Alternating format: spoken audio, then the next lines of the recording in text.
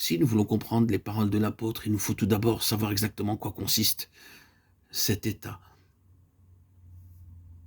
charnel, de chrétien charnel.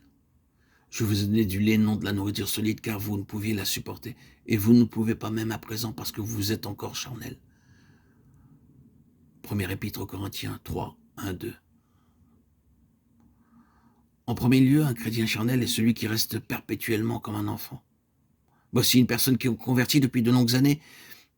Elle devrait avoir atteint l'âge adulte depuis longtemps, mais elle est restée semblable à un bébé.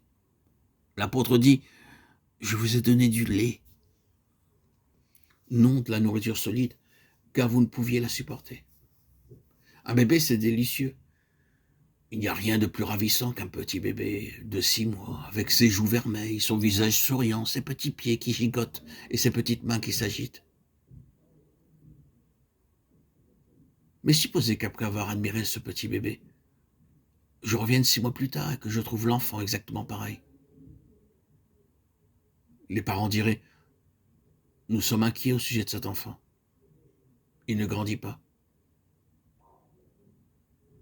Et si je revenais au bout de 3 ans et que je trouve l'enfant pareil à ce qu'il était quand il avait 6 mois, les parents seraient fort tristes. Ils me diraient, le docteur dit que notre enfant doit être malade. Il ne grandit pas.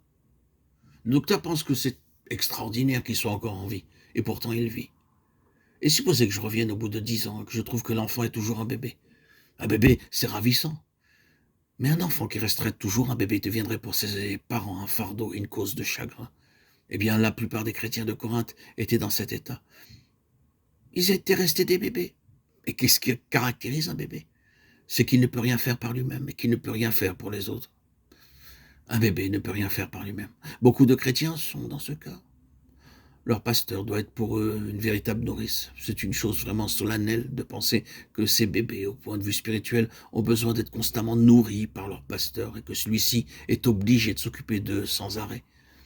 Ils ne savent pas se nourrir eux-mêmes par la lecture de la parole de Dieu. Il faut que quelqu'un les nourrisse. Ils ne savent pas prier par eux-mêmes. Il faut que quelqu'un prie pour eux. Ils ne savent pas ce que c'est que de vivre en s'appuyant sur Dieu. Il faut toujours que quelqu'un s'occupe d'eux. Prenez garde de ne pas assister à des réunions dans ce but pour être nourri spirituellement comme un bébé qui reçoit son biberon de sa nourrice.